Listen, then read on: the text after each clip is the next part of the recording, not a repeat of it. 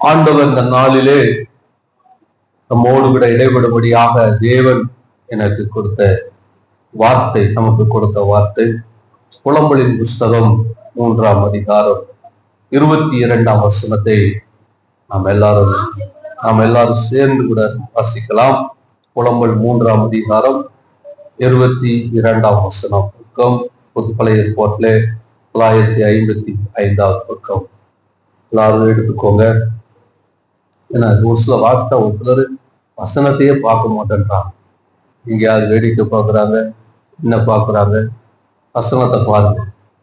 எல்லாரும் சேர்ந்து வாசிக்கலாமா?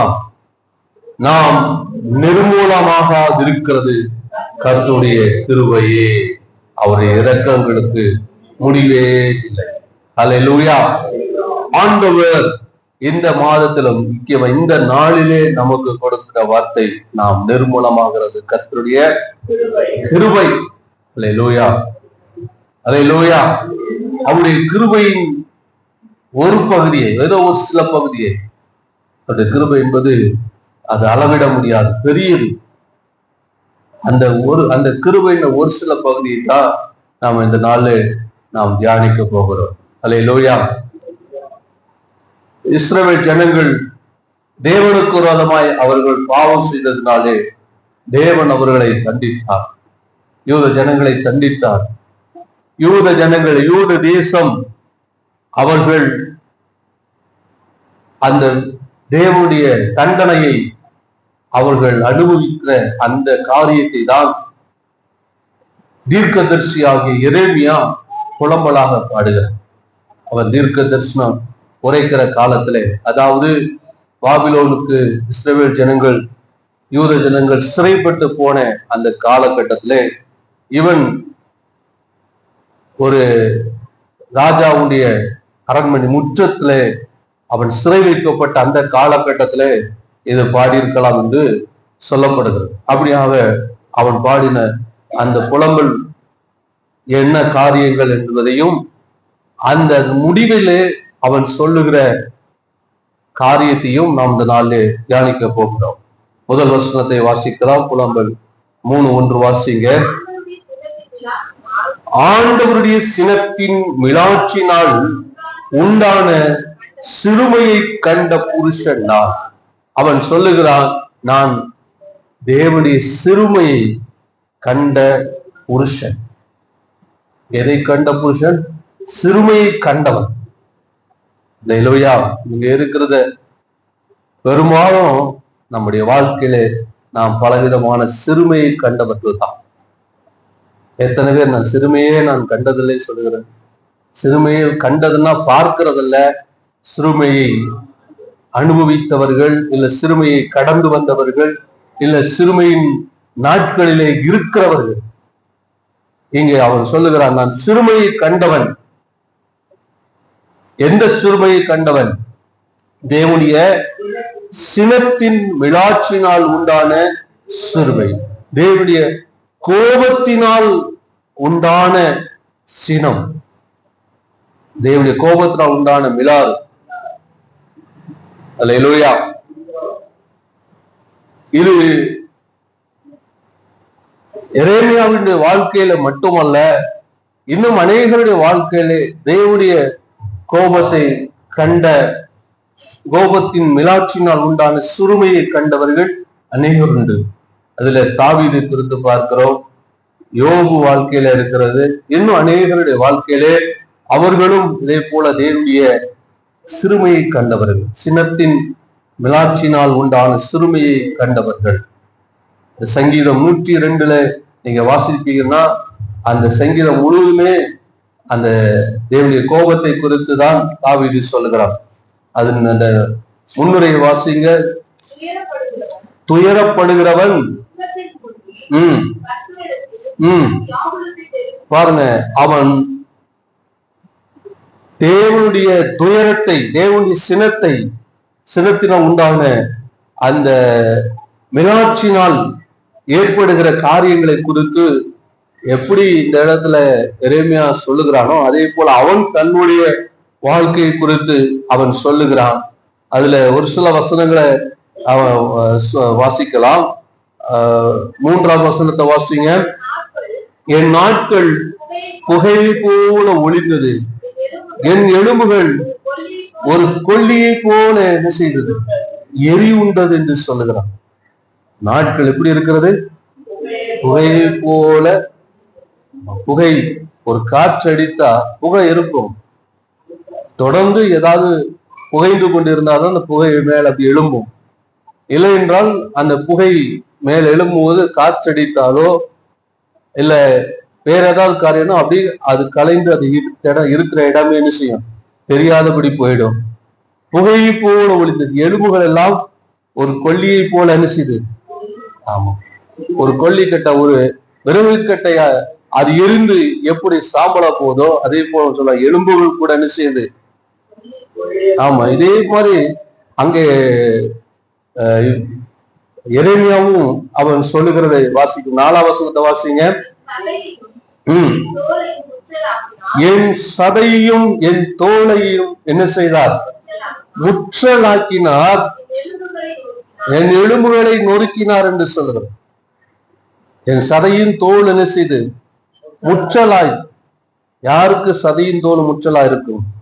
வயது ஆக ஆக, சின்ன குழந்தைக்கு இருக்கிற ஸ்கின் வேற, வயது ஆக ஆக அந்த சதை அந்த தோல் என்ன செய்யும்.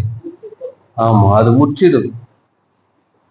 அது மாத்திரம் சொல்றார், என்னுடைய எலும்புகளை, வயதாக எலும்புகள் பலவீனப்பட்டு தானாவே முட்டு வலி, நடக்க முடியல, கீழே ஏதாவது விழுந்தா எலும்பு நொறுக்கிறது, எலும்புகள் எல்லாம் பலவீனப்பட்டு போகிறது, தோல் சதையெல்லாம் என்ன செய்யறது, ஹார்டா மாறி. ரொம்ப அதாவது டாக்டர்ஸ்ட போனா கூட இன்ஜெக்ஷன் போடுறதுக்கோ மற்ற எதுக்கோ நரம்பு கூட கண்டுபிடிக்க முடியாது, ரொம்ப கஷ்டப்படுவாங்க. வயசானவங்க ட்ரீட்மெண்ட் கொடுக்கறதுக்கு கஷ்டப்படுவாங்க. அந்த அளவிற்கு சரீரத்துல நிறைய மாற்றங்கள் உண்டாயி, அதாவது ரெக்கவரி ஆகுறது என்பது முடியாத ஒரு காலம். அதே மாதிரிதான் இங்க தாவீது சொல்லுகிறார். என்ன சொல்றான்? தாவீது சங்கீதம் 102, என் எலும்புகள் ஒரு கொல்லியை போல என்ன செய்தது, எலும்புகள் எல்லாம் காணாம போச்சு. யோசித்து பாருங்க, ஒருவேளை இன்னைக்கு நம்ம மரித்திருந்தோம் என்றால், மரித்து கொஞ்ச நாட்கள் நம்முடைய சரீரம் இருக்கும், அதற்கு ஒருபாடு எலும்புகள் இருக்கும். ஆனால் பல வருஷங்கள் கடந்துச்சுன்னா அந்த எலும்புகள் கூட என்ன செய்யும், நொறுங்கி மக்கி போயிடும். அது கூட என்ன செய்யணும், ஆமா, இல்லாமல் போய்விடும். அல்லேலூயா, அல்லேலூயா. அப்படி நம்ம என்னைக்கோ மரித்திருந்தா இன்னைக்கு நம்ம வாழ்க்கை எப்படி இருக்கும் சொல்லுங்க, எப்படி இருக்கும்? யோபு 19:11 வாசிங்க.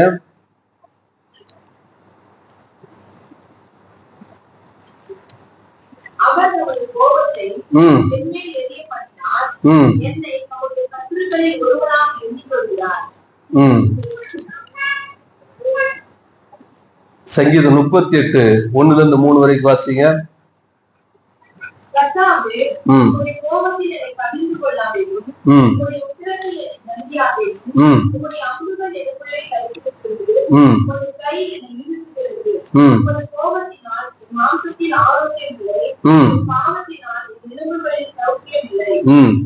பாருங்க, போன வாரத்துல தாவீது இந்த இடத்துல சொல்லுகிறான், ஆண்டவரே என் எலும்புகள் என்ன இல்ல, சௌக்கியம் இல்லை. ஏன்?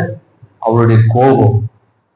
உடைய கோபத்தினால் என்னை கடிந்து கொள்ளாத, என்னுடைய கோபத்தினால் என் எலும்புகளிலே சௌக்கியம் இல்லை என்று சொல்றார். அல்லேலூயா. இன்னைக்கு கவுனிங்க, தேவனுடைய அந்த கோபத்தினால எலும்புகள் உலர்ந்து போன நிலைமைகள், சௌக்கியமற்ற நிலைமைகள், மரித்து போன நிலைமைகள், இன்னைக்கு எப்படிப்பட்ட நிலைமை நம்ம வாழ்க்கையில ஒருவேளை வந்திருக்கலாம்.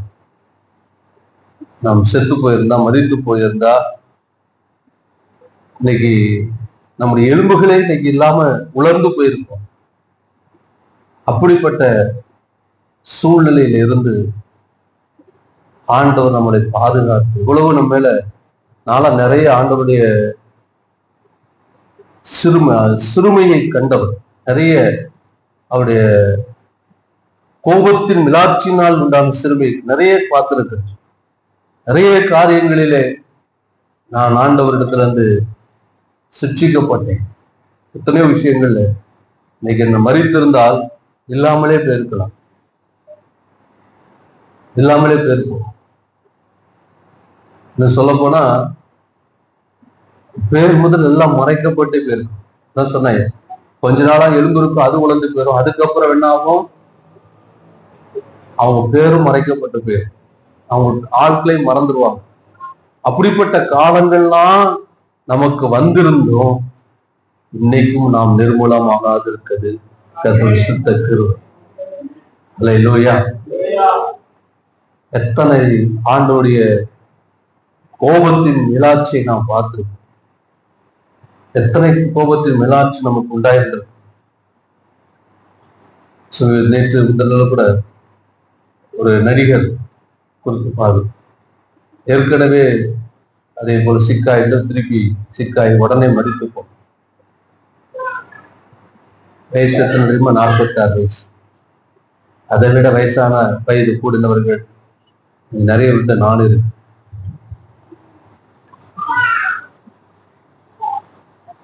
உலகத்துல, அதாவது உலக தடகள போட்டியில 6 முறை 7 முறையோ ஒலிம்பிக்ல தங்க பதக்கம் பெற்ற ஜமைக்கா நாட்டை சேர்ந்த தடகள வீரர் பேர் ஞாபகம்? உசைன் போல்ட் சமீபத்தில் அவர் குறிப்பிட்டு, அதாவது 27 வயதுல தடகள போட்டியில அது ஓய்வு பெற்று இன்னைக்கு 38 வயது என்ன ஆகும் சொல்றாரு. என்னால ஒரு ஸ்டெப்ல கூட ஏற முடியும், என்னால படியில கூட ஏற முடியல. இது எத்தனை? 38 வயது. 6 முறை 7 முறையோ 100 மீட்டர் 200 மீட்டர் தடகள போட்டியில தங்க வென்றவர். தங்க வென்றவர். இன்னைக்கு அவருடைய நிலைமை என்ன? இன்னைக்கு அவருடைய நிலைமை என்ன? படியில ஏற முடியல. யோசித்து பாருங்களேன். ஒவ்வொரு மனிதனுடைய வாழ்க்கையை சிந்திச்சு பாருங்க. உலகத்துல நம்மளை விட பலப்படவர்கள் நிறைய உண்டு. இந்த உலக குத்து சண்டை அந்த சாம்பியன்ஸ் எல்லாம் நீங்க அவங்களுடைய இப்போ உள்ள சாம்பியன்ஸ்ல பாக்குறீங்க. ஏற்கனவே சாம்பியன்ஸா இருந்தாங்க பார்த்தீங்களா, இப்ப எப்படி இருக்கிறாங்கன்னு பாருங்க. நிறைய பேர் சக்கர நாற்காலியில உட்கார்ந்துருக்காங்க. சக்கர நாற்காலி. இந்த தடகள உசைன் போல்ட் அப்போ எவ்வளவு பேர் பாராட்டினேன். அதை அவனை பத்தி எத்தனை பேர் பேசினாங்க தெரியுமா? 6 முறை 7 முறை தங்க வென்றவர். 20 வயதிலே நல்ல தங்க பதக்கம் வென்றவன். ஆனா இன்னைக்கு அவன் நிலைமை 38 வயது ஆகுறது. ஒரு படியில கூட ஏற முடியாது. சொல்றோம், நாம் நிர்மூலமாக இருக்கிறது கர்த்தருடைய கிருபை. அல்லேலூயா. இதைத்தான் இறைமையா சொல்றேன். நான் கர்த்தருடைய சிறுமையை கண்ட புருஷன், கோபத்தை கண்ட புருஷன். தாவீதும் தன்னுடைய வாழ்க்கையில தேவனுடைய கோபத்தை கண்டவன். தன்னுடைய தேவனுடைய கோபத்தை குறித்து அவன் பேசுகிறான். நான் கோபத்தினால என் எலும்புகள்லாம் உலர்ந்து போயிடுச்சு, என் எலும்புகள்லாம் உலர்ந்து போச்சு சொன்னவன். ஆனா மறிக்கும் போது அவன் எலும்புகள் ஒன்று கூட முறிக்கப்படவில்லை. அல்லேலூயா. எலும்புகள் ஒன்று கூட முறிக்கப்படாது. அவன் சொன்னது அப்படியே ஆண்டவர் இயேசு கிறிஸ்துவின் வாழ்க்கையிலும் அது நிறைவேறதில்லை.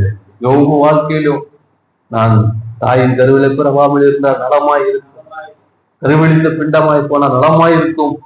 இவ்வளவாய் தேவனுடைய அவன் சினத்தை பார்த்தவன். ஆனாலும் அவன் இதுக்கு இந்த காரியங்களுக்கு அப்புறம்லாம் திரும்ப அவன் எத்தனை நாட்கள், எவ்வளவு நாட்கள் ஆண்டவர் அவனுக்கு திரும்ப கூட்டி கொடுத்தார். அவன் இறந்து போனதுனால ரெட்டத்தினையும் ஆண்டவர் திரும்ப ஏற்படுத்தா தெரியுமா? அல்லேலூயா. அவன் நாம் நிர்மூலமாக தேவனுடைய சுத்த அல்லேலூயா. அதே போல 2வது வசனம் வாசிங்க, புலம்பல் 2:3-2. அவர் என்னை வெளிச்சத்திலே அல்ல இருளிலே அழைத்து நடத்தினார். அவர் என்னை இருளிலே நடத்தினார். இருள் என்பது தொல்லைகள், கஷ்டங்கள், வேதனைகள். 6வது வசனத்தை வாசிங்க. அதே போல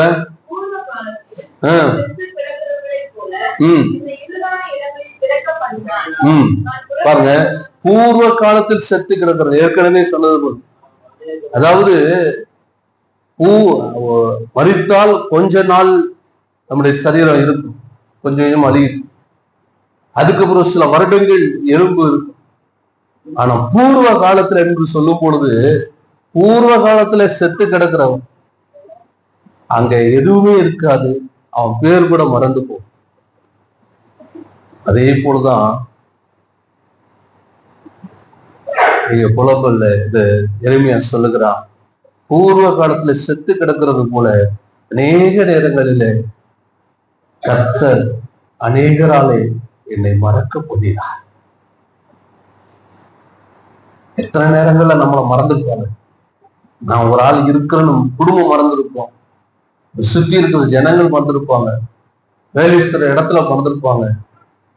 அவெல்லாம் ஒரு மனுஷனா, அவெல்லாம் ஒரு மனுஷியா, அவங்களெல்லாம் போட்டு நம்ம இதெல்லாம் கணக்கு எடுக்கக்கூடாது, விட்டுட்டு போ. அவனுக்கு என்ன இருக்கு? அவனுக்கு எதுவுமே அவனுக்கு தெரியாது, எதற்குமே லாய்க்கு இல்லை. அவன் செஞ்ச தண்டனைக்கு ஆண்டவர் அவனுக்கு, அவன் செஞ்ச பாவத்துக்கு தேவன் அவனுக்கு கொடுத்த தண்டனை அது. தேவன் அவனை தண்டித்தார். யோபு பொறுத்து அப்படிதான் சொன்னாங்க, நீ செஞ்ச தட்டுனால உன்னை இப்படி ஆண்டவர் தண்டிக்கிறார் சொன்னாங்க. அல்லேலூயா. கடவுள் அவனை தண்டிக்கிறார் இப்படிதான் சொன்னாங்க. இதே மாதிரி எத்தனை பேர் நம்மளை சொல்லியிருக்கோம், நம்மளை மறந்தே போயிருக்கோம். நீ பாட்டை மறந்தே போனார், மறந்து போவோம். அல்லேலூயா. உலகம், சுத்தி இருக்கிற ஜனங்கள், சமுதாயம், உறவுகள் நம்மை மறந்தாலும் நாம் நிர்மூலமாக இருக்கிறது கர்த்தருடைய கிருபை. எப்படி செத்து போன ஒரு மனிதனுடைய சரீர உறுப்பிலைகள், அவனுடைய எலும்புகள் நொறுங்கி போய் எலும்புகள் பலனற்று, அதே போல அவன் பேர் முதல் மறைக்கப்பட்டு போனாலும் திரும்ப அவன் வர முடியுமா? முடியாது. ஆனாலும் திரும்பியும் நம்மளை நிலைநிறுத்தி ஆண்டவர் வைத்திருக்கிறதா அவருடைய சுத்த கிருபை என்று எரேமியா சொல்லுது. அல்லேலூயா. நம் நிர்மூலமாகாது, என்னுடைய சுத்த கிருபை. 3வது வசனம் வாசிங்க. கர்த்தர் தமது கையை எனக்கு விரோதமாக, கர்த்தர் தமது கையை எனக்கு விரோதமாய் நித்தமும் திருப்பினார் என்று சொல்லி, நித்தம் எனக்கு விரோதமாய் தேவன் கிரியை செய்து கொண்டிருக்கிறார். உலக மனுஷன் கிரியை செய்யலாம். சில நேரம் சொல்லுவோம், ஏதாவது வாழ்க்கையில நடக்கல, நான் விரும்புறது நடக்கல, நம்ம எதிர்பார்த்தது நடக்கலைன்னா நாங்க வாழ்க்கையில எழும்ப முடியாதபடிக்கு எங்க உறவுல எங்க சொந்தக்காரங்க எனக்கு ஏதாவது செய்வனை வச்சுட்டான், குடும்பத்தாரன் எங்களுக்கு விரோதி, உடனே வசனத்தை எடுத்துக்குவோம், வீட்டாரே உனக்கு சத்துன்னு சொல்லியிருக்கு, உன் குடும்பத்தார் தான் எனக்கு எல்லாம், அவங்க தான் என்னை எலும்பு விடாம பண்றாங்க, அவங்க தான் எனக்கு விரோதமா காரியங்களை செஞ்சிருக்கிறாங்க, அதனாலதான் எங்களுக்கு இவ்வளவு பிரச்சனை. சொல்றோமா இல்லையா? ஆனா எரேமியா சொல்றான், கர்த்தர் தமது கையை எனக்கு விரோதமாக நித்தமும் எனக்கு விரோதமாகவே தம்முடைய கையை. எத்தனை வாழ்க்கையில தேவனே தம்முடைய கையை நமக்கு விரோதமாய் திருப்புகிற அப்படிப்பட்ட நிலை. அல்லேலூயா. 5ஆம் வசனம் வாசிங்க. 4 ஏற்கனவே தியானித்திருக்கிறோம். 5 வாசிங்க. அவர் எனக்கு விரோதமாக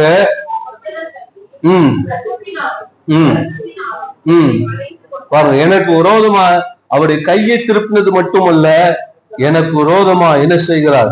முற்றுகை போட்டு இருக்கிறார். கொத்தளங்கள் கட்டுவது என்னென்ன? எதிரி சேனை வந்து ஒரு பட்டணத்தை அவர்கள் முற்றுகை போடும் பொழுது அந்த பட்டணத்தில் இருக்கிற ஜனங்கள் எங்கும் வெளியிலே போக முடியாமல் அவங்க பஞ்சத்தினால சாக வேண்டியிருக்கும். பஞ்சத்திலிருந்து தப்பிக்க வேண்டும் என்று சொல்லி பட்டணத்தை விட்டு யார் வெளியில வருகிறானோ அவன் பட்டயத்தாலே சாக வேண்டியது இருக்கும். ஆகவே கொத்தளம் என்பது ஒரு மனிதனை முற்றுகை போடுகிற அனுபவம். இங்க எரேமியாவும் அப்படித்தான். அவன் அங்கு முற்றுகை போடப்பட்டிருக்கிறான். எங்க ராஜாவுடைய அரண்மனை அந்த முற்றத்துல அவன் முற்றுகை போடப்பட்டிருக்கிறான். அவனால எதையும் போக எண்ணம் செய்ய முடியாது, எங்கேயும் போக முடியாது. எங்கே இருந்தாலும் சாக வேண்டியது, வெளியில போனாலும் சாக வேண்டியது. சில ஆட்கள் சில நேரங்கள்ல நம்முடைய வாழ்க்கை அப்படிதான் இருக்கு.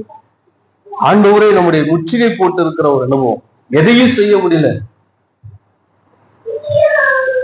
வீட்லயும் இருக்க முடியல, இருந்தாலும் வியாதி அதிகரித்து கொண்டு இருக்கிறது,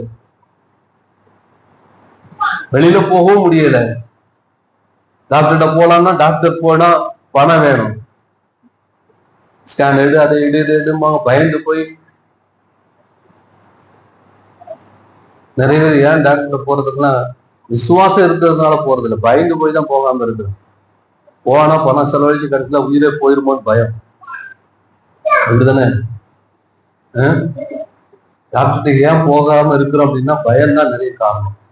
பணம் இது விசுவாசத்தினால கிடையாது, பயத்தினால. எங்கேயும் போக முடியல, முற்றுகை போட்ட ஒரு அனுபவம், இருந்தாலும் சாக போகிற ஒரு நிலைமை, எங்க போனாலும் சாக போகிற நிலைமை. சொல்லலாம் ஆண்டவர் என்ன செய்யறாரு? அடுத்து அந்த 7ஆம் வசனத்தை வாசிங்க. நான் புறப்படக்கூடாதபடிக்கு என்னை சூழ வேலி அடைத்தார், என் விலங்கை பாரமாக்கினார். இது மட்டுமல்ல, நான் எங்கோ புறப்படக்கூடாதபடிக்கு அவர் என்ன செய்தார்? என்னை வேலி அடைத்தார். அல்லேலூயா. எங்கேயும் போக முடியாதபடிக்கு, வேற யாரும் எழுதிட்டாலும் நம்ம எப்படியாவது வந்துடுவோம்.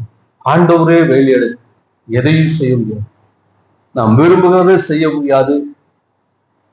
அதே மாதிரி மற்றவங்க ஏதாவது நம்ம வாழ்க்கையில நல்லது நடக்கணும்னு சொன்னாலும் அதையும் செய்ய முடியாது. ஆண்டவரே என்ன செய்கிறார்? வேலி அடைக்கிறார். அல்லேலூயா, அல்லேலூயா. அது 8ஆம் வசனம் வாசிங்க. நான் சத்தமிட்டு கூப்பிட்டாலும் என் ஜெபத்திற்கும் வழியை அடைத்து போடுவேன். நான் சத்தமிட்டு கூப்பிட்டாலும் என் ஜெபம் கேட்க கூடாதபடிக்கு அவரின் வழிகளை அடைக்கிறார். அடுத்த வசனம், வெட்டின கற்களின் சுவரால் எப்படி என் வழிகளை அவர் அடைத்து போடுகிறார் என்றால், வெட்டின கற்களின் சுவரால் என் வழிகளை அவர் அடைக்கிறார். வெட்டின கற்கள், சில அரசு அலுவலகங்கள்ல நீங்க போனீங்கன்னா இன்னைக்கும் அந்த கற்கள்னால கட்டப்பட்ட கட்டிடங்கள், பழைய கட்டிடங்கள், புது கட்டிடங்கள்லாம் கான்கிரீட், பழைய கட்டிடங்கள் கற்களால் கட்டப்பட்ட கட்டிடங்கள்ல நீங்க உள்ள போன உங்க மொபைல் போன் கூட ஒர்க் ஆகுது, டவர் கிடைக்கும். கற்கள் அவ்வளவு உறுதித்தன்மை. கற்கள் நீங்க இன்னைக்கு நம்ம எல்லாமே காங்கிரீட், ஆனா கற்கள் நம்ம வெளியில எந்த கதிர்வீச்சோ, இன்னைக்கு கூட நான் இதுல படிச்சேன், நம்ம மொபைல் போன் வீட்டுல வைஃபை எல்லாம் யூஸ் பண்றோம்ல, இது நிறைய இன்னைக்கு இந்த மின் காந்த அலைகள் இவைகள்லாம் உருவாக்கக்கூடியவைகள். இன்னைக்கு யூஸ் பண்ற நம்ம டிவைஸ், மின் சாதன பொருட்கள் எல்லாமே இவைகள் என்ன ஆகும்னா நம்முடைய உடலை பாதிக்கக்கூடியது. இது குறைவான மின் அலைகளை தான் உருவாக்கக்கூடியது, காந்த அலைகளை தான் உருவாக்கக்கூடியது. பெரிய அளவில் அதாவது எக்ஸ்ரே, ஸ்கேன்ஸ் அதெல்லாம் அதிலிருந்து வெளிப்படுகிற கதிர்களை போல இல்லாம குறைவான அளவு தான் கதிர்வலைகளை உருவாக்கக்கூடியது. ஆனாலும் நாளடைவிலே நம்முடைய சரீரத்தை பாதிப்பு ஏற்படுத்தக்கூடியது என்று நான் ஒரு சில வாசித்தேன். அதனால அதிகமா பகல்ல யூஸ் பண்றது, இரவில் அதிகமா வைஃபை நெட் எல்லாம் ஆஃப் பண்ணி வச்சுக்கோங்க அப்படின்னு சொல்லி ஒரு இதில் நான் படிச்சேன். ஆனா நிறைய பேர் இரவுல தான் அதிகமா யூஸ் பண்ணுவோம். ஏன்னு சொன்னா இரவுல தான் ஃப்ரீயா நல்லா கிடைக்கும், பகல்ல அதிகமா டிஸ்டர்ப் ஆகும், இரவுல கிடைக்கும். இரவுல நாம் அதிகமா நம்முடைய சரீரம் ஓய்வுல இருக்கிறதுனாலே நம்முடைய சரீரத்தை பாதிக்காதபடிக்கு அதை அடைக்குது. ஆனா நான் சொல்றேன் எதுக்காக சொல்ல வர அப்படின்னா, இந்த கற்கள் எந்த மின்காந்த அலைகளோ எந்த அலைகளோ, ஏன்னா நம்முடைய பிரெயின் மின் அதிர்களால் அது தூண்டப்படுகிறது. அதனாலதான் பிரெயினுடைய செயல்பாடுகள் காணப்படுகிறது. இப்போ வெளியிலிருந்து வரக்கூடிய அந்த மின் அதிர்வுகள் நம்முடைய மூளையை பாதிக்காம அது இருக்கணும்னா அது ஆஃப் பண்ணுங்க. ஆனா அந்த கற்களால் கட்டப்பட்ட அந்த வீடுகளுக்குள்ள போனீங்கன்னா இந்த மாதிரி எந்த அந்த எதிர்வு உள்ள வராது. அதே மாதிரி உள்ள இருக்கிறது வெளியில போவாது. இங்கே இறைவன் அதுதான் சொல்றான். அவர் கற்களால் வெட்டப்பட்ட சுவர்களை எழுப்பி என்ன செய்தார்? அப்போ உள்ள இருக்கிற சத்தம் கூட வெளியில கேட்காது, என் ஜெபத்தின் சத்தம் கூட வெளியில போகாதபடிக்கு அவர் அடைத்து போட்டார் என்று சொல்றார். என்ன கவனிக்கிறீங்களா? என்ன கவனிங்க, அவரை கொஞ்சம் அப்புறப்படுத்துங்க. கவனிக்கிறீங்களா? ஹலோ, கற்கள், வெட்டின கற்கள், அது என்ன செய்கிறோம்? என்னுடைய ஜெபத்தை அவர் எப்படி அடைத்தாருங்கிறதுக்கு இறைமை அப்படி சொல்லுகிறான்.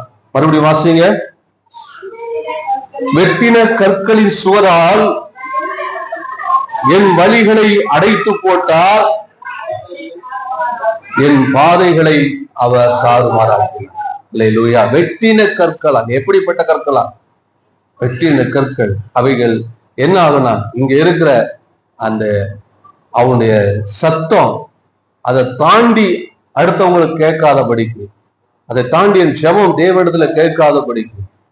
இன்னைக்கு நிறைய நேரங்கள்ல நம்ம பலமுறை, அதாவது தாவீது சங்கீதங்கள்ல நிறைய இடங்களை வாசித்து பாருங்க சொல்லிருக்கோம், என் ஜெபம் என் மதியிலே திரும்ப வந்தது, என் ஜெபம் கேட்கப்படாமல் போன அப்படிப்பட்ட அனுபவங்கள் இன்னைக்கு நம்ம வாழ்க்கையில எத்தனையோ வாழ்க்கையில இருந்திருக்கு. இந்த ஜெபம் கேட்கப்படாது. எத்தனையோங்கிற நம்ம பிரச்சனைக்காக, நம்ம தேவைக்காக, நம்முடைய காரியங்களுக்காக நாம் தேவனை நோக்கி நாம விண்ணப்பம் பண்ணியோம், நம்முடைய ஜெபம் கேட்கப்படாத எத்தனையோ அப்படிப்பட்ட கடினமான சூழ்நிலைகள் இருந்துச்சா இல்லையா? வியாதிக்காக, பொருளாதார தேவைக்காக, குடும்ப பிரச்சனைக்காக. சரி, இதெல்லாம் ஜெபம் கேட்கப்படலையே என்று சொன்னா அடுத்து நமக்கு என்ன நடந்திருக்கணும்? அதனால பெரிய ஆபத்தும் பொல்லாப்பும் வந்திருக்கணும். ஆனாலும் நிர்மூலமாக இருக்கிறது கர்த்தருடைய சுத்த கிருபை. ஜெபம் கேட்கப்படாவிட்டாலும் நான் வியாதியிலே மரிக்கவில்லை, என் பிரச்சனையில நான் கைவிடப்படவில்லை. அதுதான் தேவனுடைய சுத்த கிருபை என்று இறைமையா சொல்லுது. அல்லேலூயா, அல்லேலூயா, அல்லேலூயா. அது அடுத்து 10ஆம் வசனம் வாசிங்க. அவர் எனக்கு பதுங்கி இருக்கிற கரடியும் மறைவிடங்களில் தங்குகிற அவர் சிங்கமுமாய் இருக்கிறார். எப்படி இருக்கிறாரா? பதுங்கி இருக்கிற கரடி. பதுங்கி இருக்கிறதான அந்த கரடி எப்போ எங்க இருந்து தாக்கும் என்று யாருக்குமே தெரியும்.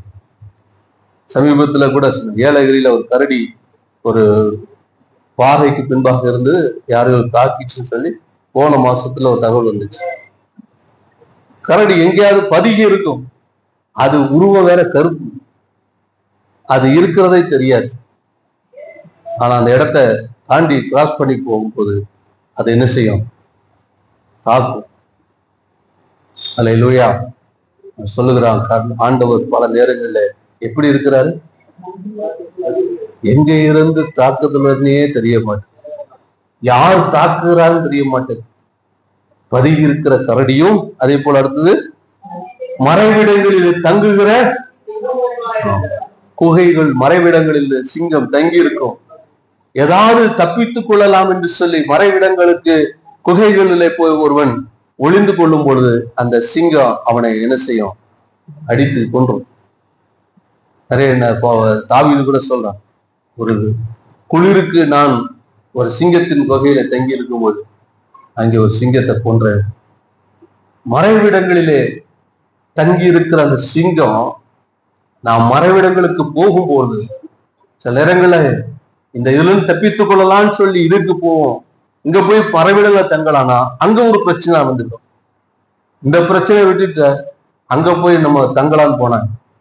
சரி, கொஞ்ச நாள் வீட்டை மாத்தி பார்ப்போம், நம்ம வீட்லயே எவ்வளவு நாள் இருக்கிறது, கொஞ்ச நாள் எங்க அப்பா வீட்டுக்கு போலான்னு அங்க போனா அங்கேயும் பிரச்சனை. அங்க இதை விட வேற பிரச்சனை வரும். இந்த வீட்டுக்கு மாமா வீட்டுக்கு போலாம், மச்சான் வீட்டுக்கு போலான்னு வீட்டை மாத்தி போனாலும் அங்கேயும் ஒரு பிரச்சனை இருக்கு. அங்க வேற ஒரு பிரச்சனை வரும். வருதா வரலையா? ஆமா. மறைவிடங்களில் தங்குகிற சிங்கம் நம்மை பாதுகாத்துக் கொள்ள நாம இன்னொரு மறைவிடத்தை தேடி போகும்போது அங்க இன்னொரு ஆபத்து நமக்கு இருக்கும், இன்னொரு பிரச்சனை நமக்கு காத்திருக்கும். ஏற்கனவே தப்பித்துக் கொள்ளத்தான் நம்ம இன்னொரு மறைவிடத்தை தேடி போகிறோம். ஆனா அங்க போனா இன்னொரு பிரச்சனை. ஆனாலும் மறைவிடத்திலே போய் தங்கும் பொழுதும் அந்த மறைவிடத்திலே தங்கி இருக்கிற சிங்கம் நம்மை சேதப்படுத்தாதபடிக்கு நாம் நிர்மூலமாக அல்லேலூயா. போன மறைவிடத்துக்கு, ஆனா அங்க சிங்கம் நம்மளை தாக்கி இருக்கணும், அங்க வேற ஒரு பிரச்சனை நம்மளை காலி பண்ணிருக்கணும். ஆனாலும் கர்த்தர் நாம் நிர்மூலமாகாதபடிக்கு நம்மை காத்துக்கொண்டாரா இல்லையா? அல்லேலூயா, அல்லேலூயா. இன்னும் நிறைய வசனங்கள் இருக்கு. அடுத்து ஒரே ஒரு வசனத்தை, 2 வசனத்தை வாசித்து முடிக்க நம்ம அடுத்த சில காரியங்களுக்கு போறோம். 12-13 வசனத்தை வாசிங்க.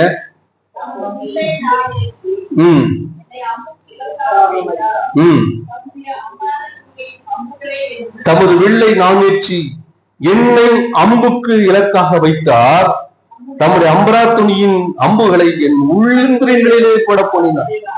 பாருங்களேன், வெள்ளை நாணேற்றி வேற ஏதாவது பொருளை வச்சு இலக்க வைத்து அடிக்கலாம்னா நான் தான் கிடைச்சேன்னா சில நேரத்துல சொல்லுவோம். பிள்ளைகள் சில நேரங்கள்ல ஆசிரியர்கிட்ட நேரா சொல்ல மாட்டாங்க, இந்த டீச்சருக்கு என்ன தவிர வேற யாருமே தெரியாதா, எப்ப பாரு என்னத்தான் கூப்பிடுறாங்க. சில பிள்ளைகள் சொல்லுவாங்க, ஏன் நான் தான் உங்க வீட்டுல பிள்ளையா, வேற பிள்ளை இல்லையா? அப்பா அம்மா பெற்றோர் நல்லது செய்யும் போது முதல்ல வந்துருவாங்க, ஏதாவது திட்டும் போது குறை சொல்லும் போது ஏன் நான் மட்டும் தான் பிள்ளையா, என்னையே திட்டிட்டு இருக்கிறேங்க, என்னையே வேலை வாங்கிட்டு இருக்கேன். என்ன சத்தம், அமைதியா இருக்கீங்க? என்னையே திட்டிட்டு இருக்கிறாங்க, என்னையே வேலை வாங்கிட்டு இருக்கிறாங்க, நான் மட்டும்தான் பிள்ளையா? கடவுளும் கடவுள் அநேக நேரங்கள் அவருக்கு நல்லது செய்வதற்கு நம்மை தேடியில்லை, நல்லது செய்வதற்கு இல்லை, நன்மை செய்வதற்கு இல்லை, எதுக்கா? அம்பெய்வதற்கு என்னையே இலக்காக வைத்தார். அம்பெய்வதற்கு சொல்றேன் வாசிங்க. தமது வில்லை நாணேற்றி என்னை அம்புக்கு இலக்காக வைத்தார். நான் தான் கிடைச்சேன்னு அவருக்கு வேற யாராவது மாத்தி வேற யாராவது மேல எய்வாரான்னு பார்த்தா என்னையே எப்ப பார்த்தா அடிக்கிறார், எப்ப பார்த்தாலும் என்னதான் தண்டிக்கிறார் ஆண்டவர், எப்ப பார்த்தாலும் என் மேலதான் அம்பு வருது. அம்புக்கு, அவருடைய அம்புக்கு இலக்கு யார் தான்? நான் தான். அடுத்த சில நம்முடைய அம்பரா துணியின் அம்புகளை, அவருடைய அம்பரா துணியிலே, அம்பரா துணினா அம்புகள் வைத்திருக்கிற அந்த பை, அதுல இருக்கிற அந்த அம்புகளை என் உள்ளிந்திரியங்களிலே படப்பொழி, என் உள்ளிந்திரியங்களெல்லாம் குத்துண்டு கிடக்குறேன். ஒரு இடத்துல ஒரு பகுதியில சேதப்பட்டா பரவாயில்ல, உடல் முழுவதும் எல்லா பகுதியிலும் சரி, ஆவி ஆத்மா சரீரத்துல முழு எங்க பார்த்தாலும் அம்புகள் தைத்திருக்கு. வாழ்க்கையின் ஒவ்வொரு பகுதியிலும் அம்புகள் தைத்திருக்கிறது. எங்க எல்லா இடம் காயங்கள். சொல்லுவாங்க எல்லா உறுப்புகளும் செயலிழந்து போச்சு, எல்லா உறுப்புகளும் டேமேஜ் ஆயிடுச்சு. குடிக்கிறவங்க, மற்ற தவறான பழக்கம் மெயினா மது பழக்கத்துக்கு அடிமையா இருக்கு, எல்லா உறுப்புகளும் ஒவ்வொன்னா அது டேமேஜ் ஆயிடுச்சு, செயலற்று போகும். ஆனா சிலருக்கு எந்த பழக்கம் இருக்கு, அவனாலும் எல்லாமே பாதிக்கப்படும். இங்க எரேமியா சொல்லுவாரு, என்னுடைய உள்ளந்திரியங்கள் எல்லாவற்றிலும் அவருடைய அம்பராத்தின் அம்புகளை எல்லாம் பட பண்ணினார். வாழ்க்கையின் எல்லா பகுதிகளிலும் அவர் என் மேல் அம்பு வைத்திருக்கிறார். எந்த பகுதியில தான் இல்லைன்னு சொல்ல முடியும்? எல்லா பகுதியிலும் அம்பு, எல்லா பகுதியிலும் தேவன் என்னை காயப்படுத்தி இருக்கிறார். அல்லேலூயா. எல்லா பகுதியிலும் நாம் காயப்பட்டாலும் நாம் நிர்மூலமாக இருக்கிறது அவருடைய சுத்த கிருபை என்று சொல்ல. சும்மா நிர்மூலமாக சொல்லல, எப்படிப்பட்ட சூழ்நிலைகளை சொல்லுகிறான் பாருங்க. எரேமியா சும்மா சொல்லலை, எந்த சூழ்நிலையில. அடுத்து 15 வசனம் வாசிங்க. 14, 15 வாசிங்க. 14, 15. நான் என் ஜனத்தார் யாவருக்கும் பரியாசமும், என் ஜனத்தார் யாவரும் பரியாசம் பண்றதுக்கு என்ன தவிர அவங்களுக்கு வேற ஆளே கிடைக்க. எப்ப பார்த்தாலும் என்னதான் ஆகாதவன், நம்மளை பரியாசம் பண்றதுக்குனே நம்ம பெற்றோர் பெத்து போட்ட மாதிரி இருக்கும் சிலருக்கு. நம்மளை தவிர வேற அவங்களுக்கு கிடைக்காது. நம்ம பார்த்தாலே பரியாசம் பண்ண ஆரம்பிச்சிருவாங்க.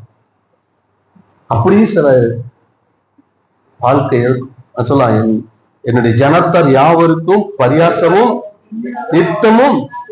ஆமா, அவர்களுக்கு கிண்ணற பாடல்னா கிட்டார் அடிச்சு பாட்டு போடுற மாதிரி. நம்மளை பார்த்தாலே அவனுக்கு பாட்டு வந்துருது. நமக்குள்ள உள்ளுக்குள்ள வேதனை துக்கம். ஆனா அவங்களுக்கு நம்மளை பார்த்தாலே சிலருக்கு பாட்டு வருது.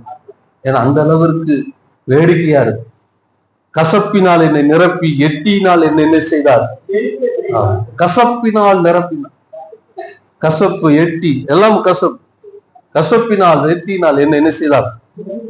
அவர் நிரப்பினால் வெட்டினால் வெறிக்க செய்தார். அவர் பருக்கை கற்களால் என் பற்களை நொறுக்கி என்னை சாம்பலிலே புரள பண்ணினார். 19ஆம் வருஷத்துல எட்டியும் பிச்சுமாகி என் சிறுமையும் என் தவிப்பையும் நினைத்தரலாம். பாருங்க, இப்படியாக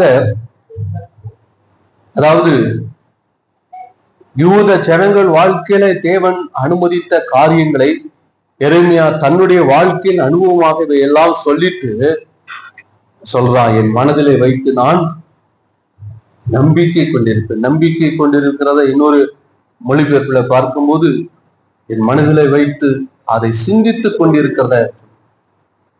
இதெல்லாம் ஒரு பக்கம் நடக்குது, உண்மைதான். எதெல்லாம் நடக்குது? இவனுடைய அந்த கோபத்தின் மிலாறினால் தேவன் அவனுக்கு செய்த, அதாவது யூத ஜனங்களுக்கு செய்த காரியங்கள் இருளிலே நடத்தினார். நித்தம் தன் கையை தனக்கு குரோதமாய் திருப்பினார். சரீரத்துல ஆரோக்கியம் இல்லை, எல்லா பிரச்சனை ஒரு பக்கம் இருக்குது, இன்னொரு பக்கம் பாக்குறான். இதெல்லாம் நடந்துட்டு இருந்தாலும் ஆனா அவனுக்கு எந்த சேதமும் இல்லாம இருக்கிறது பார்க்கலாம். அல்லேலூயா, அல்லேலூயா. அவனுக்கு மட்டும் இல்ல, யூத ஜனங்கள் வாழ்க்கையிலும் கர்த்தர் இவ்வளவாய் அவர்களை சிறுமைப்படுத்தினாலும் அவர்கள் சேதப்படாமல் இருக்கிறார்கள்.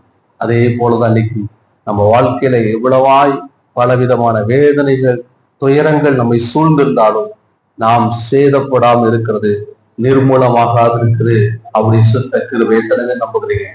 அல்லேலூயா. இதெல்லாம் இருக்கு. இதனால எனக்கு ஏதாவது நான் வாழ்க்கையும் இன்னைக்கு நமக்கு வந்த அந்த பிரச்சனையில நம்ம ஒன்று மரித்து போயிருக்கோம், இல்லைன்னா கிறிஸ்துவ வாழ்க்கையை விட்டே போயிருக்கிறோம். மரித்து போயிருந்தா கொஞ்ச நாள் நம்ம சரீரம் உருவெளி போறதுக்கு கொஞ்ச நாள் ஆகும். நம்முடைய எலும்புகள் உருக்குலைந்து போற சில ஆண்டுகள் ஆகும். அதற்கு ஒருபாடு நம்ம எல்லாம் மறந்து போயிடுவாங்க. ஆனா இன்றைக்கு எதுவும் நம்மளை சேதப்படுத்தாதபடி நாம் நிர்மூலமாகாதபடி இருக்கிறது கர்த்தருடைய சுத்த கிருபை. நான் ஏற்கனவே சொல்லியிருந்தேன், இன்னைக்கு உலகத்துல சில மனிதர்கள் வாழ்க்கையில நடக்கிறத உற்று பாருங்க. அவர்கள் வாழ்க்கையில ஏற்படுகிற அந்த சில சம்பவம் எத்தனை, ஒரே பிரச்சனை 2வது முறை வருது. அதோட ஒண்ணு சரீரத்துல மரித்து போகிறான், இல்லைன்னா தற்கொலை பண்ணி மரித்து போகிறான், ஏதாவது நடந்து. ஒரு முறை 2 முறை இல்ல 3வது முறை, அதுக்கப்புறம் அவனை பார்க்க முடியல. ஒரு பிரச்சனை வந்தா ஒரு மனுஷன் அவ்வளவுதான். ஒரு வியாதி வந்தா ஒரு முறை 2 முறையில நம்ம பாக்குறோம், அடுத்தது 3வது முறை ஒண்ணு மரித்து போயிடும். ஒண்ணு வியாதியில மரித்து போகிற, எல்லாம் தற்கொலை பண்ணி செத்து போயிடும்.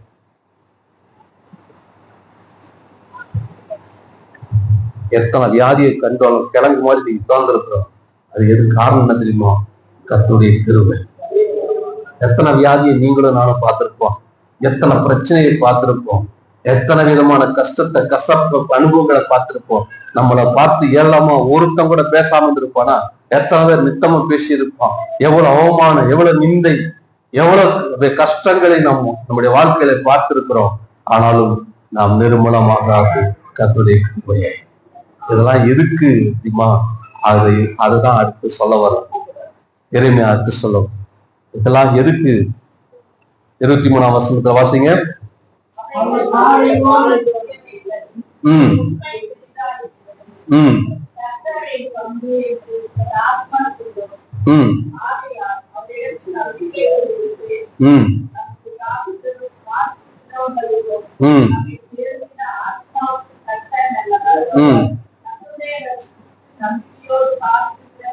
பாருங்க, முதலாவது சொல்லுகிறார், அதாவது நாம் நிர்மூலமாகாது கர்த்தருடைய கிருபை, அவருடைய இரக்கங்களுக்கு முடிவே இல்லை. அந்த இரக்கங்கள் எப்படி இருக்கா? காலையூர் அல்லேலூயா. காலை என்ற ஒவ்வொரு நாள் மட்டும் இல்லை, ஒவ்வொரு நாள் அது மட்டும் நம்ம கணக்கெடுக்க முடியாது. தேவனுடைய பாதையில 1000 வருஷம் ஒரு நாள். பூமி சுத்தி வர்றதுனால நமக்கு ஒரு நாள் கணக்கு நம்ம கணக்கெடுக்கிறோம். ஆனால் ஒரு சில காலங்களை கர்த்தர் நமக்கு நியமித்திருக்கிறார். அதாவது வேதம் சொல்லுகிறது, காலங்கள் அவருடைய கரத்துல இருக்கிறார். அல்லேலூயா. தேவன் ஒரு சில காலங்களை வச்சிருப்பார். அதுக்கு எத்தனை வருஷம், எத்தனை நாள், எத்தனை மணி நேரம், எத்தனை மாசம்லாம் நமக்கு கணக்கிட முடியாது. ஆனா ஒவ்வொருவருக்கும் ஒவ்வொரு காலத்தை கர்த்தர் வச்சிருக்கார். அல்லேலூயா, அல்லேலூயா. அதான் ஒவ்வொன்றுக்கும் ஒரு காலம் உண்டு. ஒவ்வொருக்கும் ஒரு நேரம் சொல்ல, ஒரு காலம். அந்த குறிப்பிட்ட காலம் அது என்பது நம்ம கையில கிடையாது. இது தேவனுடைய கரத்துல இருக்கு. காலங்கள் அவருடைய கரத்துல இருக்கு. இந்த காலங்களில் அவருடைய கிருபைகள் புதிதாக இருக்கிறது. அல்லேலூயா. விசுவாசிக்கிறீங்க? ஒருவேளை இது நமக்கு உபத்திரவப்படுகிற ஒரு காலமாய், வேதனைப்படுகிற காலமாய், சஞ்சலப்படுகிற காலமாய், இருளின் காலமாய், தேவன் நமக்கு விரோதமாய் கிரியை செய்கிற காலமாய் இருக்கலாம். யூத ஜனங்கள் வாழ்க்கையில அவர்கள் 70 ஆண்டுகள் அங்கே பாபிலோன் சிறையிருப்புல இருந்தாங்க. இது தேவன் அவர்களுக்கு நியமித்த காலம். அல்லேலூயா. அந்த 70 ஆண்டு முடிகிற அதே நேரத்துல அந்த ஒரு புதிய காலத்துல தேவனுடைய கிருபை புதிதாய் அங்கே காணப்பட்டது. அதே போல நமக்கு அந்த நாள் நமக்கு தெரியாது, நேரம் தெரியாது. ஆனா அது வரைக்கும் நம்ம என்ன செய்ய வேண்டுமா? காத்திருக்க. தமக்கு காத்திருக்கிறவர்களுக்கும் தம்மை தேடுகிற ஆத்துமாவுக்கும் நல்லவர். கர்த்தருடைய ரட்சிப்புக்கு நம்பிக்கையோடு காத்திருப்பது. அப்போ என்ன செய்யணும்னா, இந்த காலத்துக்காக நாம் காத்திருக்கணும். அல்லேலூயா. யோசேப்பு வாழ்க்கையில தேவன் அவனுக்கு ஒரு காலத்தை வச்சிருந்தார். அதற்காக அவன் காத்திருக்க வேண்டியிருந்தது. அந்த காலம், அந்த நாள், அந்த நேரம் அவனுக்கு தெரியாது. ஆனாலும் அவன் அதற்கு காத்திருந்தான், பொறுமையோடு காத்திருந்தான். அதே போல இன்னைக்கு நம்முடைய வாழ்க்கையில எல்லா சூழ்நிலையிலும் கர்த்தருக்காக காத்திருக்கணும். ஏன்னா கர்த்தருக்காக காத்திருக்கிற, நமக்கு காத்திருக்கிறவர்களுக்கு, தம்மை தேடுகிற ஆத்துமாக்களுக்கும் காத்திருக்கிறவர்களுக்கு கர்த்தர் என்னைக்குமே நல்லவர் தான். அவருக்காக அவர் உங்களை அவருடைய கோபத்துக்கு மிலாட்சினால் உங்களை அவர் கண்டித்தாலும் நீங்கள் அவருக்காய் காத்திருக்கும் போது அவர் உங்களுக்கு நல்லவராயிருப்பார். எத்தனை விசுவாசிக்கிறீங்க? அல்லேலூயா, அல்லேலூயா. அடுத்து சொல்லுகிறார், கர்த்தருடைய ரட்சிப்புக்கு எனக்கு இருக்கிற இந்த பிரச்சனையில, போன வாரத்துல கூட நான் சொன்ன ஒரு காரியம் என்ன சொன்னேன்? போன வாரத்துல என்ன சொன்னேன்? போன வாரத்துல என்ன தியானித்தோம்? சௌக்கியம் ஆரோக்கியத்தையும். எப்போ? யாருக்கு? முதலாவது, அதாவது தேவன் எல்லாரையும் தண்டித்தாலும் தேவன் கைவிட்டதான ஜனங்கள், அவர்கள் தங்களை குணமாக்கி கொள்ள விரும்பினாலும் குணமாக்க முடியாது. அவர்களுக்கு குணம் கிடைக்காது, சுகம் கிடைக்காது. அதே நேரத்துல தேவன் ஒருவரை குணமாக்க நினைக்கும் போது, ஆண்டவர் ஒருத்தருக்கு சௌக்கியத்தையும் ஆரோக்கியத்தையும் வர பண்ணுன்னு நினைக்கும் போது அவர்கள் வேற யார்த்தையும் போக தேவையில்லை. அவரே அவர்களை சௌக்கியத்தையும் ஆரோக்கியத்தையும் கொடுக்கிறவராய். அல்லேலூயா, அல்லேலூயா. வாசிங்க ஓசியா 6:1 வாசிங்க. ஓசியா 6:1.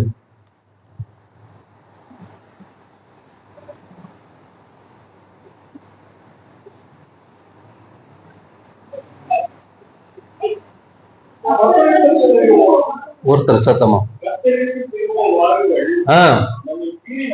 நம்மை பீறினால் அவரே நம்மை குணமாக்க. விசுவாசிக்கிறீங்க? நம்மை தண்டித்தார், நம்மை காயப்படுத்தினார். அவர் சொல்லுகிறார், என்னை அவர் அம்புக்கு என்னை இலக்கா வச்சார். அவர் அம்பு என்னை உள்ளின்றீங்களாம் காய பண்ணினார். யார் உங்களை காயப்படுத்தினாரோ அவரே உங்களை குணமாக்குவார். எத்தனை பேர் விசுவாசிக்கிறீங்க? 1 பேதுரு 1ஆம் அதிகாரம் 6ஆம் வசனம் வாசிங்க. 1 பேதுரு 1:6.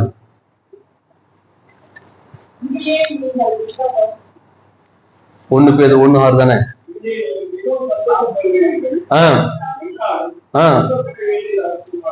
துக்கப்பட வேண்டியது அவசியமானதால் இப்பொழுது கொஞ்ச காலம் பலவிதமான சோதனையினாலே துக்கப்படுகிறீர்கள். போதும் கவனிங்க. அல்லேலூயா. துக்கப்பட வேண்டியது அவசியம்.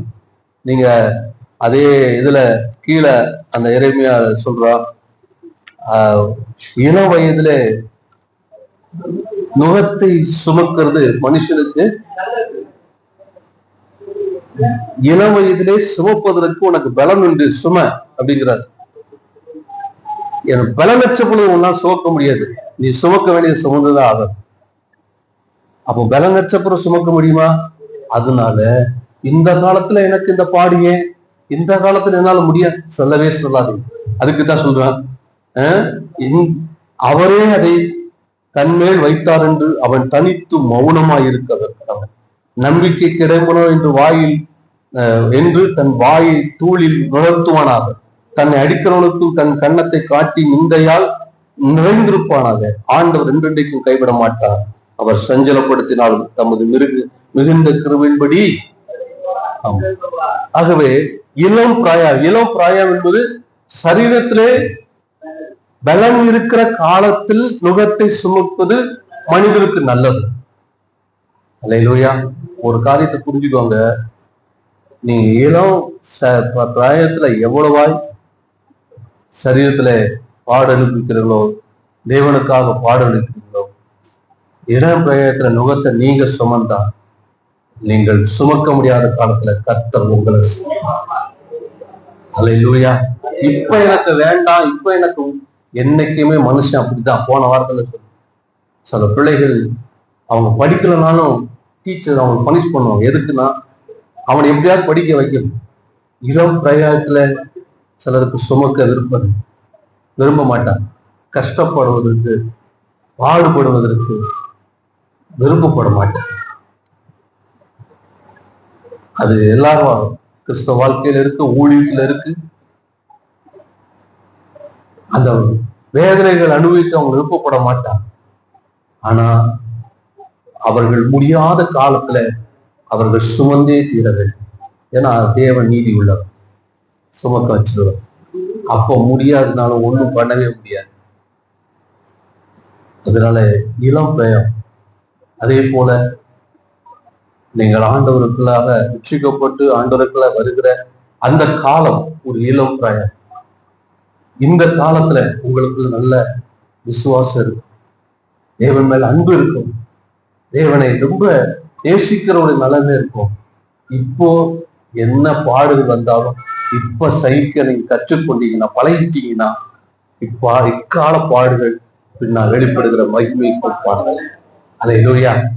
இந்த காலத்துல நீங்க சுமக்க அதாவது உங்களுக்குள் தேவன் வைத்திருக்கிற அந்த நம்பிக்கை, அந்த விசுவாசம், என்ன அந்த அன்பு, இந்த நேசம், இதுல இப்போ ஓடிட்டு இருப்பீங்க. ரட்சிக்கப்பட்ட ஆரம்ப காலத்துல ஆரம்ப ஊழியங்கள் அப்படி இருக்கும். அப்ப நல்லா நம்ம நுகத்தை சுமக்கணும், அந்த ஸ்பீட்ல நல்லா நுகத்தை சுமக்கணும், பாடுகளை எடுத்துக்கொண்டு ஓடணும். அப்போ முடியாத காலங்கள்ல கர்த்தர் உங்களுக்கு வேண்டிய எல்லா கடனையும் காண்பித்தார். அல்லேலூயா, அல்லேலூயா. அதான் சொல்லுகிறார். இப்ப வாசிங்க 1 பேதுரு 1:6 வாசிங்க.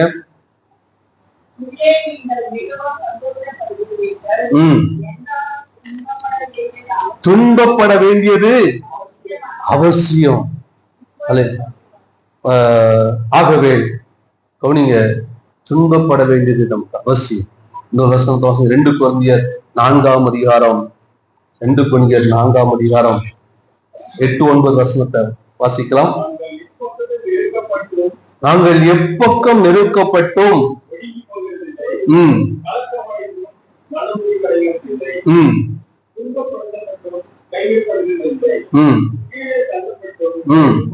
இதுதாங்க கிறிஸ்தவ வாழ்க்கை. அல்லேலூயா, அல்லேலூயா. நெருக்கம் இல்லாத, இருள் இல்லாத, அப்படிப்பட்ட எப்பவும் சுமூகமான லகுவான வாழ்க்கை வாழ்கிறதுல கிறிஸ்தவ வாழ்க்கை. ஆனா பவுல் சொல்கிறார், எப்பக்கம் நெருக்கப்படுவோம், கலக்கம் அடைவோம், துன்பப்படுவோம், கைவிடப்படுவோம், தள்ளப்படுவோம். ஆனாலும் மடிந்து போவதில்லை, கைவிடப்படுவதில்லை, மனம் முறிவதில்லை. அல்லேலூயா. ஏன்னா கர்த்தர் உங்களை என்னையும் அவர் மறுபடியுமாய் தூக்கி எடுக்கிற தேவனாயிருக்கிறார். காலம் வரும், ஒரு காலம். இந்த காலங்கள் நம்முடைய கருத்துல இல்ல, அவருடைய கருத்துல இருக்கு. நம்ம காலத்தை நம்மளே சில பார்த்தீங்கன்னா, அதாவது இப்போ டாக்டர் ஆகணும் அப்படின்னு சொன்னா அவங்க 4 இயர்ஸ் படிக்கணும், அதுக்கப்புறம் திரும்ப அவங்க ட்ரைனிங் பீரியடு இப்படிலாம் இருக்கு. இதை கணக்கு வச்சு படிச்சுட்டு அடுத்து அவங்க ஃபீல்டுக்கு வந்துருவாங்க. இது மாதிரி ஒரு இன்ஜினியர் மற்ற எந்த இதுலயும் ஒவ்வொருக்கு அவங்க படிக்கிறதுக்கு ஒரு காலம் இருக்குது. படிச்சு முடிஞ்ச பிறகு அவங்க ட்ரைனிங் முடிச்சுட்டு அப்படி நேரம் வந்துருவாங்க. கிறிஸ்தவ வாழ்க்கையில அப்படி கிடையாது. கிறிஸ்தவ வாழ்க்கையில அப்படி கிடையாது. அல்லேலூயா. நீங்க நினைக்கிற மாதிரி சிலர் அப்படிதான் வரும் ஊழியத்துல. அவங்க 3 வருஷம் 4 வருஷம் பைபிள் காலேஜ் படிச்சுட்டோமா, 3 வருஷம் பைபிள் காலேஜ் படிச்சு நேரம் ஊழியத்துக்கு வந்து, ஆஹா பைபிள் காலேஜ் முடிஞ்சு. நான் பைபிள் காலேஜ் முடிஞ்சோன்னா அவங்களுக்கு ஏதோ பெரிய விடுதலை கிடைச்ச மாதிரி நினைப்பாங்க.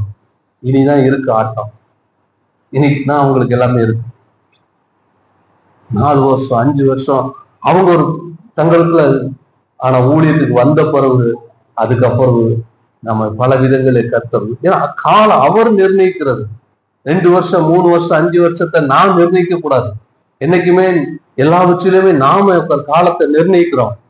கடவுள் நமக்கு குறித்து ஒரு காலத்தை வச்சிருக்கிற காலங்கள் அரசு அவர் கரத்துல இருக்கு. காலங்கள் உங்க கருத்துல இல்லை. நீங்க பிளான் பண்ணாதீங்க. இதுக்குள்ள பிரச்சனை முடிஞ்சிடும், இதுக்குள்ள கஷ்டம் முடிஞ்சிடும், இதுக்குள்ள வேதனை முடிஞ்சிடும், எனக்கு பிரச்சனை எல்லாம் மாறிடும். உங்க சௌக்கியம் ஆரோக்கியம் வர பண்ணுவேன் என்று சொன்ன ஆண்டவர் வர பண்ணுவார். அவர் குறித்த காலத்திலே வர பண்ணுவார். அவர் குறித்த காலத்திலே உன் தலையை கர்த்தர் உயர்த்துவார். அவர் குறித்த காலத்திலே உன்னை மேன்மைப்படுத்துவார். அவர் குறித்த காலத்திலே உன்னை விடுதலையாக்குவார். அவர் குறித்த காலத்திலே கர்த்தர் உன்னை எடுத்து பயன்படுத்துவார். எத்தனை பேர் விசுவாசிக்கிறீங்க? அல்லேலூயா. யோசேப்பு சொப்பனத்தை அவன் கண்டான். அவன் தன் தலையாரி அவன் சொப்பனத்தை கண்டு 2 பேருக்கும் சொப்பனத்தை அவர் குறித்த காலத்துல உன் தலையை உயர்த்துவார். அல்லேலூயா. கர்த்தர் ஒரு காலத்தை கொடுத்திருக்கிறார். காலங்கள் அவருடைய கருத்து. ஆனா அது வரைக்கும் நீங்களும் நானும் என்ன செய்யணும்? இள வயதிலே நுகத்தை சுமக்கு தூளிலே தன்னை நிறுத்துவானா அவரே செய்தார் என்று மௌனமாய் இருக்கக்கூடாது. இது உன் இள வயது, இது சுமக்க வேண்டிய காலம். இதிலே சுமக்க உனக்கு கர்த்தர் கிருபை தருவார், பலனை தருவார். ராணிக்கு மிஞ்சி சோதிக்கப்பட ஒரு நாள் அனுமதிக்க மாட்டார். ராணிக்கு மிஞ்சி வந்தா அவரே அதுல தப்பித்துக் கொள்ள போக்கை தருவார். அது வரைக்கும் பொறுமையா இருங்க, காத்திருங்க. கர்த்தருக்கு காத்திருக்கிறவர்களுக்கு தேவன் நல்லவராயிருக்கிறார். கண்களை முடிச்சு போமா.